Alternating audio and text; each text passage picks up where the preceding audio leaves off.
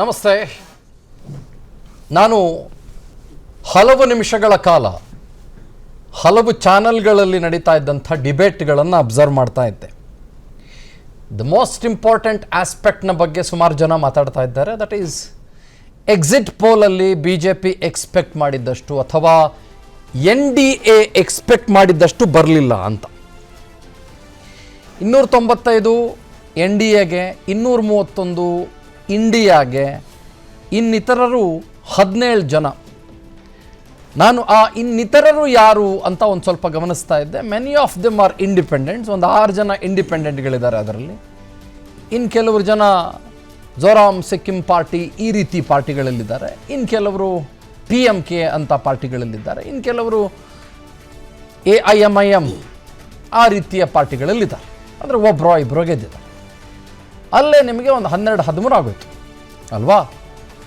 ಅದನ್ನು ಹೊರತುಪಡಿಸಿದರೆ NDA ಜೊತೆಗೆ ಸಖ್ಯ ಬೆಳೆಸುವ 17 ಜನ ಯಾರೂ ಕಾಣಲಿಲ್ಲ. ನಾವು ನಿಮ್ಮೊಟ್ಟಿಗಿರ್ತೇವೆ, ನಾವು ನಿಮ್ಮೊಟ್ಟಿಗೆ ಪ್ರಬಲವಾಗಿ ನಿಂತ್ಕೊಳ್ತೇವೆ ಅನ್ನುವ ರೀತಿಯ ಯಾವ ವಾದವನ್ನೂ ವಾಗ್ದಾನವನ್ನೂ ಕೊಡುವ ರೀತಿಯ ಪಾರ್ಟಿಗಳು ಆ 17 ಅದರ್ಸ್ ಇದ್ದಾರಲ್ಲ, ಆ ಅದರ್ಸಲ್ಲಿ ಯಾರೂ ಕೂಡ ಕಾಣಲಿಲ್ಲ. ನಂಬರ್ 2, ಇವಾಗ ಒಂದಷ್ಟು ಚರ್ಚೆ ಶುರುವಾಗ್ತಾ ಇದೆ. ಸಂಚಾಲಕ ಹುದ್ದೆಗೆ ಚಂದ್ರಬಾಬು ನಾಯ್ಡು ಅವರನ್ನು ಕನ್ಸಿಡರ್ ಮಾಡಲಾಗ್ತಾ ಇದೆ ಅಂತ. ಏನು ಚಂದ್ರಬಾಬು ನಾಯ್ಡು ಅವರಿಗೆ ಸಂಚಾಲಕ ಹುದ್ದೆ ಹೊಸದೇನಲ್ಲ. ವಾಜಪೇಯಿ ಅವರು ಪ್ರಧಾನಮಂತ್ರಿ ಆಗಿದ್ದ ಸಂದರ್ಭದಲ್ಲೂ ಕೂಡ ಅವರು ಕನ್ವೀನರ್ ಆಗಿದ್ದರು ಪಾರ್ಟಿ. ಸೊ ಹಾಗಾಗಿ ಅದೇನು ಭಾಳ ಹೊಸದಾದಂಥ ಹುದ್ದೆ ಏನಲ್ಲ. ಎರಡನೇದು ಒಂದು ಚರ್ಚೆ ನಡೆಸಲಾಗ್ತಾ ಇದೆ. ಇಂಡಿಯಾ ಮೈತ್ರಿಕೂಟದವರು ಅಥವಾ INDI ಅಲಯನ್ಸ್ನವರು ನಿತೀಶ್ ಕುಮಾರ್ ಅವರಿಗೆ ಆಫರ್ ಕೊಡ್ತಾ ಇದ್ದಾರೆ. ಕಮಾನ್ ಟೇಕ್ ಇಟ್, ನಾವು ನಿಮ್ಮನ್ನು ಉಪಪ್ರಧಾನಿ ಮಾಡಿಬಿಡ್ತೀವಿ, ಅದು ಮಾಡ್ತೀವಿ ಇದು ಮಾಡ್ತೀವಿ ಅನ್ನೋ ರೀತಿಯಲ್ಲಿ ಆಫರ್ ಕೊಡ್ತಾ ಇದ್ದಾರೆ. Nitish Kumar is an opportunist politician ಅನ್ನೋದು ಪದೇ ಪದೇ ಪ್ರೂವ್ ಆಗಿದ್ರೂ ಕೂಡ ಈ ಸಲ ನನ್ನ ಪ್ರಕಾರ, this is my perception, Nitish Kumar INDI ಕಡೆಗೆ ಹೋಗ್ತಾರಾ ಅನ್ನೋ ಪ್ರಶ್ನೆ ಕೇಳಿದ್ರೆ ಐ ಡೋಂಟ್ ಥಿಂಕ್ ಸೊ. ಕಾರಣ ತೇಜಸ್ವಿ ಯಾದವ್ ಇಂದ ಹಿಡಿದು ಲಾಲು ಪ್ರಸಾದ್ ಯಾದವ್ ಮತ್ತು ಅವ್ರ ಮಕ್ಕಳೆಲ್ಲ ಸೇರ್ಕೊಂಡು ಸಿಕ್ಕಾಪಟ್ಟೆ ಅವಮಾನ ಮಾಡಿ ಬಿಸಾಕ್ಬಿಟ್ಟಿದ್ದಾರೆ. Heaviest possible. ಹೋದಾಗ ಬಂದಾಗ ಕುಂತಾಗ ನಿಂತಾಗ ಎಲ್ಲ ಅವಮಾನ ಮಾಡಿ ಬಿಸಾಕ್ಬಿಟ್ಟಿದ್ದಾರೆ. ಈ ಸಂದರ್ಭದಲ್ಲಿ ಕೇವಲ ಆಪರ್ಚುನಿಟಿಗೋಸ್ಕರ ಒಂದು ರಾಜ್ಯದ ಮುಖ್ಯಮಂತ್ರಿ ಸ್ಥಾನಮಾನವನ್ನು ಬಿಟ್ಬಿಟ್ಟು ನಿತೀಶ್ ಕುಮಾರ್ ಹೋಗ್ತಾರಾ? I am not sure. Chandrababu Naidu ಬನ್ರಿ ನಿಮ್ಮನ್ನು ಪ್ರಧಾನಿ ಮಾಡ್ತೀವಿ ಅಂದ್ಬಿಟ್ರೆ ಹೋಗ್ಬಿಡ್ತಾರಾ? ಅವ್ರ ಜಾಗ ಬಿಟ್ಬಿಟ್ಟು ಹೋಮ್ ಗ್ರೌಂಡು ಸಾಧನೆ ಮಾಡಬೇಕಾಗಿರೋದು ಹೋಮ್ ಗ್ರೌಂಡ್ನಲ್ಲಿ. It's a rebirth for Chandrababu Naidu.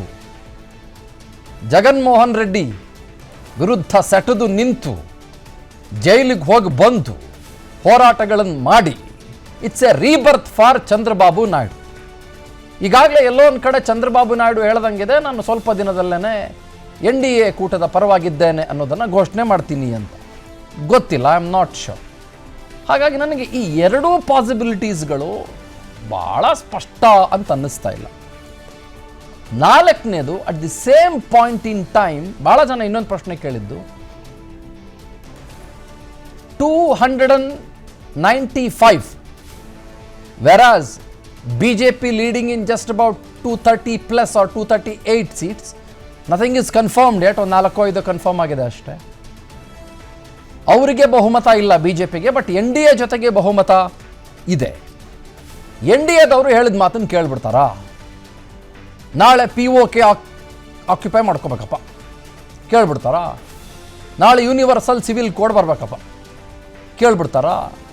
ಅಂದರೆ ಸರ್ವ ಸ್ವತಂತ್ರ ಇರುತ್ತಾ BJPಗೆ?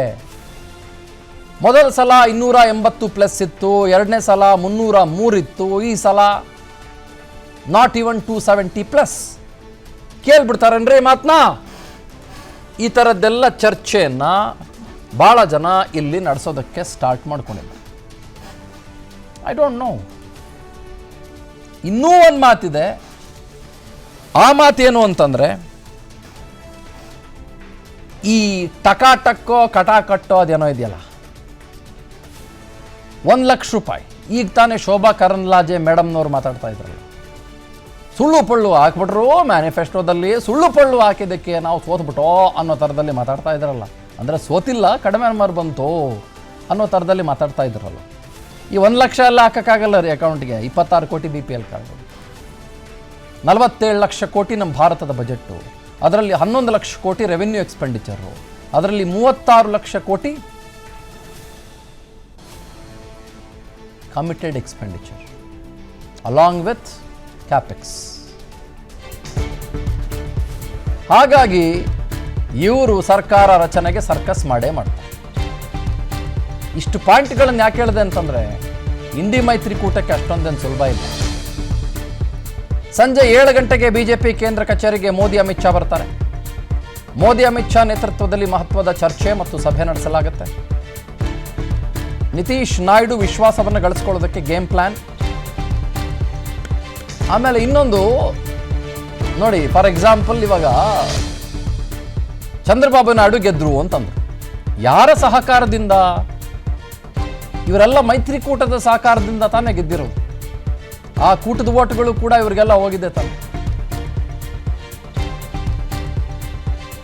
ಅದರ ಜೊತೆಗೆ ನಿತೀಶ್ ಕುಮಾರ್ ಅವರ ಬಗ್ಗೆ ಮಾತನಾಡಿ. ನಿತೀಶ್ ಕುಮಾರ್ ಒಂದಿಷ್ಟು MP ಸೀಟ್ಗಳನ್ನು ಪಡ್ಕೊಂಡ್ರು. ಇಬ್ಬರದು ಸೇರಿ ಒಂದು 30-31 ಆಗುತ್ತೆ ಅಂದ್ಕೊಳ್ಳಿ.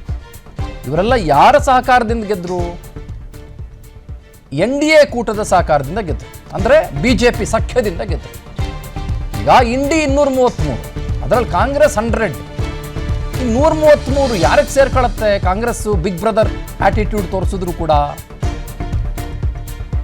ಹಾಗಾಗಿ ಸ್ಟ್ಯಾಂಡ್ ಅಲೋನ್ ಆಗಿ ಗೆದ್ರು ಅಂತ ಹೇಳ್ಬೋದು ನಾವು. ಅವರವರ ಸಿಂಬಲ್ ಇಂದ ಗೆದ್ರು, ಹೌದು.